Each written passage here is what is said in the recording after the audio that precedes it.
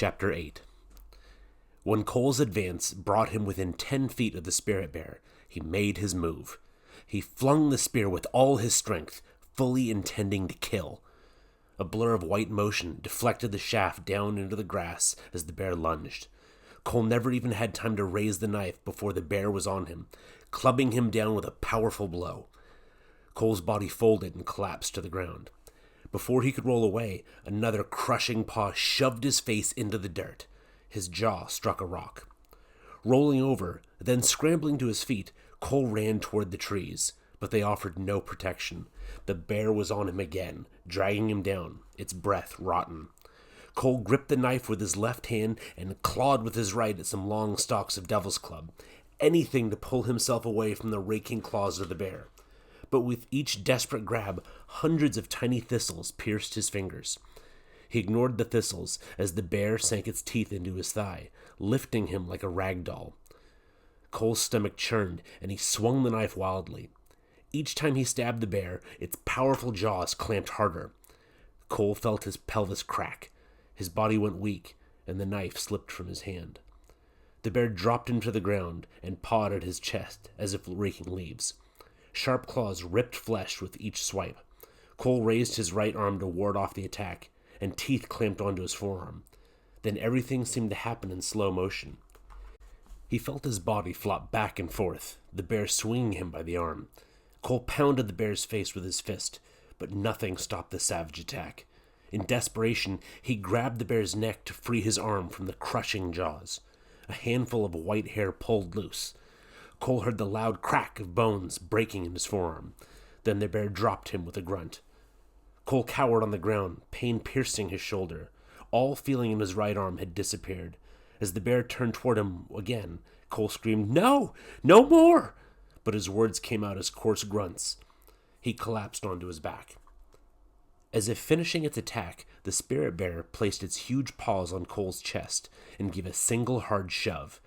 Air exploded from Cole's lungs. Ribs snapped. Mouth wide open, Cole gasped, but could not catch his breath. The spirit bear towered over him, its rank breath warm. Cole struggled to move his legs, his arms, anything to escape the white monster, but his body refused to move. Waves of nauseating pain flooded through him. Each time he gasped, pain gripped his chest, and the thick, sweet taste of blood filled his mouth. For an eternity, the bear remained standing over Cole in the chilling rain. Finally, it drew in a deep breath, raised its massive head, and stepped casually to the side. With a lazy shuffle, it turned away and wandered down the shoreline. For long minutes, the world stood still. Gasping for air, Cole tried to roll to his side, but pain tore at his hip and chest. As air gradually seeped back into his lungs, he strained to raise his right arm, but his arm, like a broken branch in the grass, refused to move. The only movements Cole could make were with his left arm and his head. The incessant rain tickled his cheeks and mixed with the blood from his mouth, dripping red by the time it hit the ground. Cole closed his eyes. Was he dying? Every movement, every breath tortured him. The blood seeping into his throat choked him. He coughed, and pain ripped at his chest. His stomach churned, and the world threatened to turn black. Cole resolved never to cough again. He would drown first. He gazed upward and found himself under the branches of a tree in full view of the bay. The lumpy ground hurt. Barely 10 feet away, seagulls strutted around, squawking, flapping their skinny wings, and picking at something in the grass. Cole stared down at his chest. The bear's claws had raked him open. His shredded shirt exposed gashes with long strips of flesh missing. One of the gulls squawked as it stole a stringy piece of meat and skin from another gull. Cole realized the gulls were fighting over bits of his own torn flesh. He tried to shout and wave at them, but all he managed was a lame flopping of his left hand. A dull, angry grunt caught in his throat. The gulls shied a few feet, then returned to picking through the grass. In a rage, Cole tried to spit at them. The bloody mucus ran down his chin and dripped on his shoulder. Cole licked his numb lips, but the pain made him stop. He had bitten his tongue when the bear slammed his face into the ground. He watched as one by one the gulls took to the air. They circled out over the bay in search of better pickings. Cole glared at them. The gluttonous seagulls had brazenly eaten chunks torn from his chest and were now onto something else, a herring or a clam. What luck, Cole thought, to end up on an island with a stupid bear that didn't have brains enough to run away. And the seagulls? He hoped they choked to death. What pea-brains, eating his ripped flesh as indifferently as they would bits of fish. They treated him like any other animal. Cole wanted to scream, "Hey, look at me! I'm Cole Matthews! I'm better than you!" But all he could manage was a grunt. If only he had a gun. The squawking of the gulls over the bay echoed like hollow laughter. They were laughing at him, Cole thought. He wished he had never come to this island.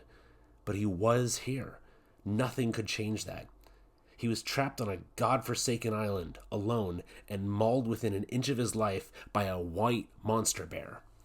Cole tried to gather his wits. The mauling didn't make sense. In the past, everything had always been afraid of him.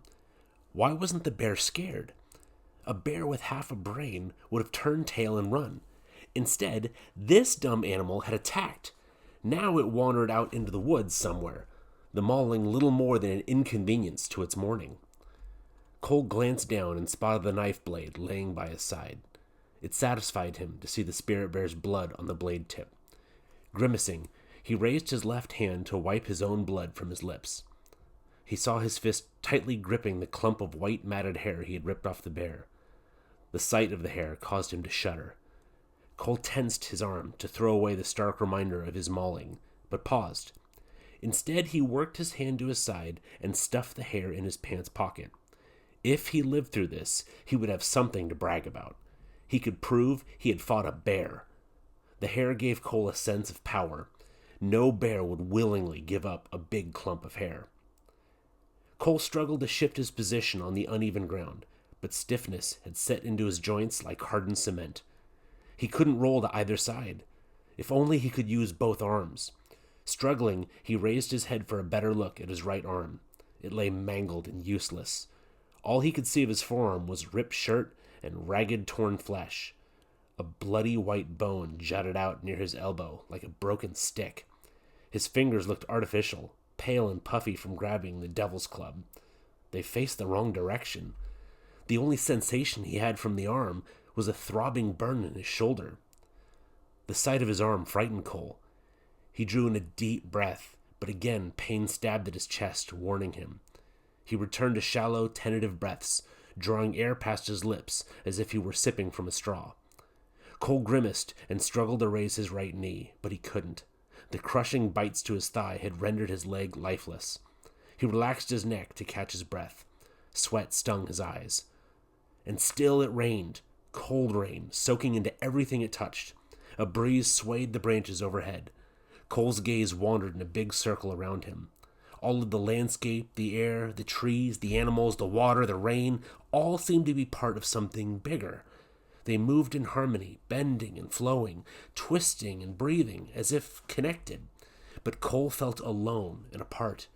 His soaked clothes chilled his bones. The hard ground pushed at his wounded body like a big hand shoving him away. No, Cole thought. He was not a part of this place. He should not be here. It was not his choice to lie dying on a remote island, alone, unable to move. This place held him prisoner more securely than any jail cell. Here, he was powerless. He could not keep warm or find food.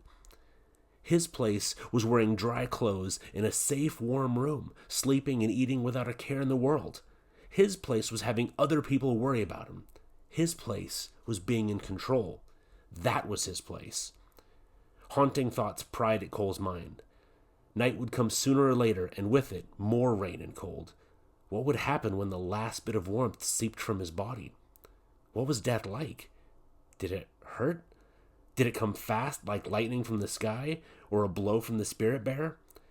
Did death sneak around like a stinking seagull, trying to snatch life from a body like meat chunks from a rotting carcass? Or did life just flicker out like a dim candle? Cole's tortured thoughts slowly gave way to an even worse possibility. What if death didn't happen right away? Would seagulls land on him and peck bits of warm meat from his body when he could no longer fight back? And where was the bear? Waves of pain racked Cole's body. With each agonizing wave, he bit at his lip and whimpered, trying not to cry out. All of his life he had been haunted by nightmares of helplessness. Some nights he dreamed he was drowning, unable to find the surface. Some nights he dreamed of fists raining down on him like giant hail. Worse yet were the dreams he had of being alone and no one caring about him. Now he was living his worst nightmare. Cole flopped his head to the side and spotted a small caterpillar inching over a rotted branch. He reached out his finger and crushed it. That would teach it not to crawl so close. The sweet taste of blood kept seeping into Cole's mouth, forcing him to swallow. His stomach cramped. Wincing, he wiped at his mouth with his left hand, then stared at the glistening red on his knuckles.